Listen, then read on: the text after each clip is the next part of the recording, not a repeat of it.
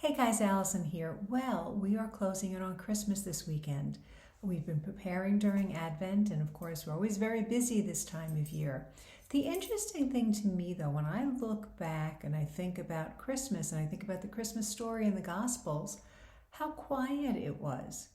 That Jesus is the light of the world, but that light kind of snuck into the world. If you were living at the time that Jesus actually was born, you would not have known that salvation had come. You would not have known that your healing was at hand. You would not have known that the Messiah was here, unless you were one of the shepherds. I mean, I'm sure Mary told Elizabeth and her parents, but probably nobody else really knew. Now, the wise men were able to deduce from signs in the sky and everything that something special was happening. Right, that they knew there was some king coming into the world. Now, it's interesting because if we look at signs of the times, I mean, obviously we're living in very difficult times right now. So it's hard to kind of maintain hope, and we need to because God always has a plan. And just like that first Christmas, salvation had come, but people didn't know, right now in the tumult of this world, God already has a plan.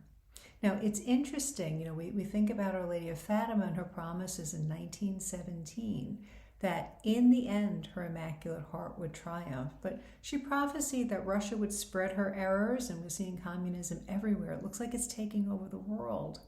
But do you know that in 2017, there was a sign in the sky, which was the sign from the book of Revelation, the Virgin clothed with the sun, with the moon at her feet, and on her head a crown of 12 stars. That was a constellation that appeared September 23rd, 2017, 100 years after her predictions at Fatima. So what does that tell us? That God has a plan, that her heart is going to triumph. But we have a lot that we're going through right now.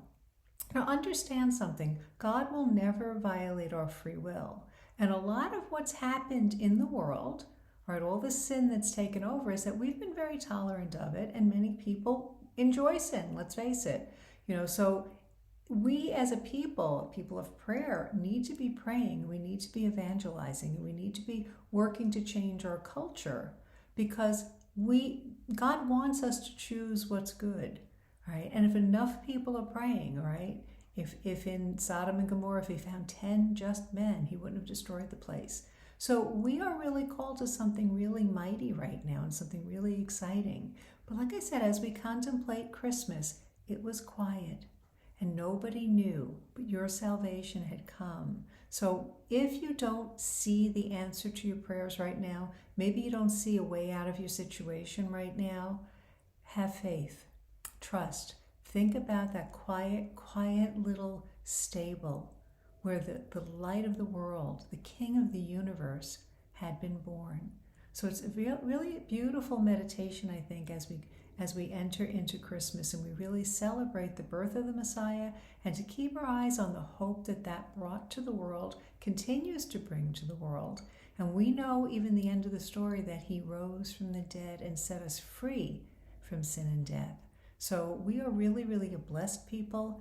I hope that you all with your families enjoy a beautiful, beautiful Christmas. But if you're scared and you're hurting, remember, God already has the answer to your prayers. He's going to unfold it in his time. And the more that we enter into union with him in prayer, the more we'll be able to see it. So I hope you find that helpful. I wish you all a blessed Merry Christmas. Best wishes for the new year. And just let's all keep each other in prayer. Right? And make sure you like and share the video so others can see it as well. God bless you.